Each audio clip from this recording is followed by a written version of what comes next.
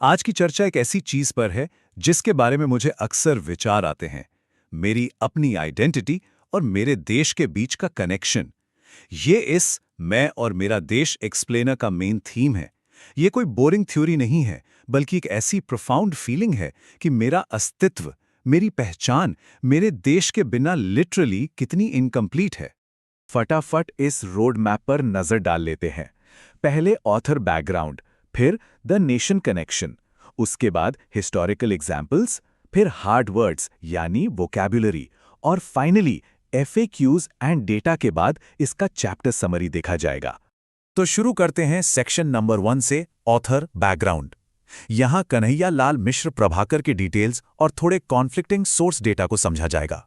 Chapter notes के according इस beautiful piece को लिखा है कन्हैया लाल मिश्रा प्रभाकर जी ने। उनका जन्म 1906 में सहारनपुर में हुआ था। वो एक कमाल के फ्रीडम फाइटर और जर्नलिस्ट थे जिन्हें आगे चल के पद्मश्री से भी सम्मानित किया गया। उनका काम सच में बहुत वास्ट है, जैसे दीप जले शंख बजे, जिंदगी मुस्कुराई, बाजे पायलिया के घुंघरू, जिंदगी लहलहाई, क्षण बोले कण मुस्काए, कारवां आगे बढ़े, माटी हो गई सोना, महके आंगन चाह के द्वार, और आकाश के तारे, धरती के फूल। चलिए आगे बढ़ते हैं सेक्शन नंबर 2 पर, द नेशन कनेक्शन, यानी मेरी इंडिविजुअल आइडेंटिटी और नेशनल प्राइड के बीच का लिंक। यहां एक कोर थीम पर फोकस करना बहुत जरूरी है। लाला लाजपत राय जी का एक कोट है जो सीधा दिल पर लगता है। उन्होंने बताया था कि वो अमेरिका गए, इंग्लैंड गए, फ्रांस गए, पर भारतवर्ष की गुलामी की लज्जा उनके माथे पर लगी रही। उनके इस मेंटल अर्थक्वेक से एक देश की स्लेवरी यानी गुलामी का दर्द साफ झलकता है। ये सच में एक ऐसा स्टिग्मा है जो एक कंप्लीटली आज़ाद महसूस करने वाला इंसान भी हर दिन फील करता है अगर उसका देश पीछे छूट गया हो। मेरे लिए ये एक स्ट्रिक्ट रिमाइंडर है कि अगर देश का अपमान होता है तो मेरा अपना पर्सनल वजूद भी पूरी तरह शैटर हो जाता है। इस कनेक्शन को स्ट्रॉन्ग और पॉजिटिव रखने के लिए मेरी कुछ ड्यूटीज यानी कर्तव्य हैं और कुछ राइट्स यानी अधिकार। सबसे बड़ी ड्यूटी ये है कि मैं कभी भी इंटेंशनली या अनइंटेंशनली अपने देश की फ्रीडम, उसके रिस्पेक्ट या उसकी पावर को अपने किसी भी एक्शन से हर्ट ना करूं। और जब पूरी ईमानदारी से ये ड्यूटी निभाई जाती है तभी ये अधिकार बनता है कि देश की रिस्पेक्ट और सिक्योरिटी में पूरा शेयर मिले। मतलब मेरे डेली एक्शंस डायरेक्टली रिफ्लेक्ट करते हैं कि मेरा देश दुनिया में कैसा दिखता है। और ये पॉइंट डायरेक्टली लीड करता है सेक्शन नंबर 3 के तरफ, हिस्टोरिकल एग्जाम्पल्स। वो एवरीडे एक्शंस जो लिटरली एक देश को बनाते या बिगाड़ते हैं। ये एग्जाम्पल्स परफेक्टली इलस्ट्रेट करते हैं कि कैसे मेरा एक सिंगल एक्शन भी देश का प्राइड एलिवेट या कंप्लीटली बर्बाद कर सकता है।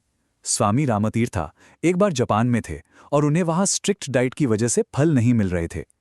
एक जापानीज यूथ को जब ये पता चला तो उसने इमीडिएटली फ्रूट्स लाकर दिए, सिर्फ इसलिए ताकि किसी फॉरेन गेस्ट को ये ना लगे कि जापान में फल नहीं मिलते। उस एक इंसान ने अपने देश का रिस्पेक्ट कितना ऊपर उठा दिया। वहीं दूसरी तरफ का केस देखिए, एक फॉरेन स्टूडेंट ने जापान की ही एक लाइब्रेरी से कुछ पिक्चर्स चुरा ली। रिजल्ट क्या हुआ? उस एक चोरी की वजह से उसके पूरे देश के सभी सिटीजन्स पर उस लाइब्रेरी में बैन लग गया। एक गलत एक्शन और पूरे देश का नाम कलंकित हो गया। इससे एक बात पूरी तरह क्लियर होती है कि एक सिटीजन के रूप में मेरा कंट्रीब्यूशन साइज में कितना बड़ा या छोटा है, यह बिल्कुल मैटर नहीं करता। इंपॉर्टेंट सिर्फ और सिर्फ मेरी भावना या मेरा प्योर इंटेंशन है। अब जैसे टर्की के प्रेसिडेंट कमाल पाशा का एग्जाम्पल लीजिए।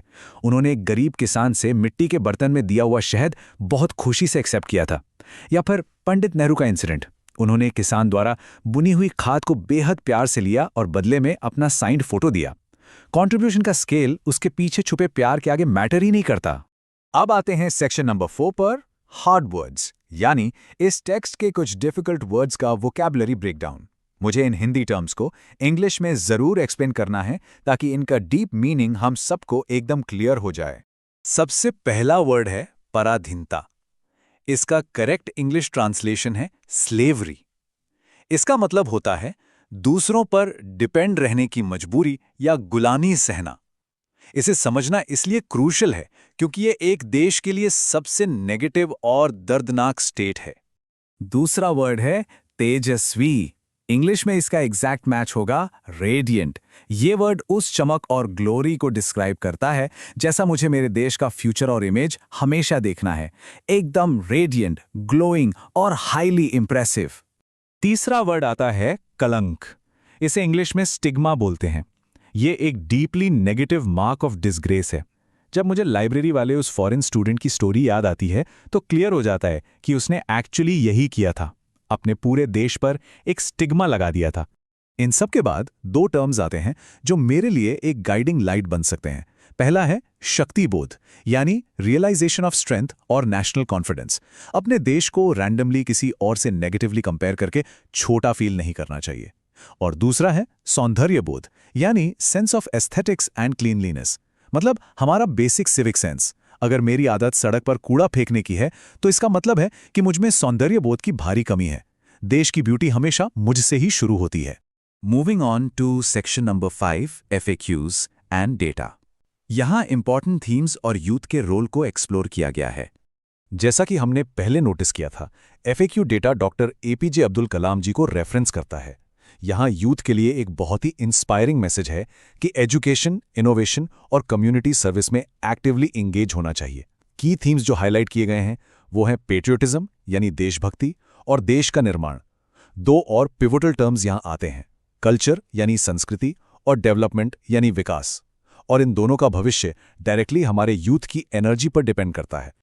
और अब इस चर्चा के आखिरी हिस्से पर आते हैं, सेक्शन 6, चैप्टर समरी। यहां हम मैं और मेरा देश चैप्टर के फाइनल टेकअवेज को एक जगह रखकर समझेंगे। तो इस चैप्टर मैं और मेरा देश की समरी के रूप में 4 मेन स्टेप्स निकल कर आते हैं। स्टेप 1, मुझे हमेशा याद रखना है कि मैं और मेरा देश टोटली इनसेपरेबल हैं। स्टेप 2, अपने राइट्स और अधिकार क्लेम करने से पहले मुझे अपनी ड्यूटीज पूरी ईमानदारी से निभानी है। स्टेप 3, अपना शक्ति बोध यानी नेशनल कॉन्फिडेंस और सौंदर्य बोध यानी सिविक क्लीनलीनेस हमेशा बनाकर रखना है। और स्टेप 4, मेरा वोट देना मेरा सबसे बड़ा अधिकार है, ताकि बिना किसी बायस के एक सही लीडरशिप इंश्योर की जा सके। इस एक्सप्लेनर के एंड में बस एक यही सवाल उठता है, आज से मेरे क्या एवरीडे एक्शंस होंगे जिससे मेरे देश का नाम दुनिया में और आगे बढ़े। ये ऐसी चीज है जिस पर डेफिनेटली हम सबको बहुत गहराई से सोचना चाहिए।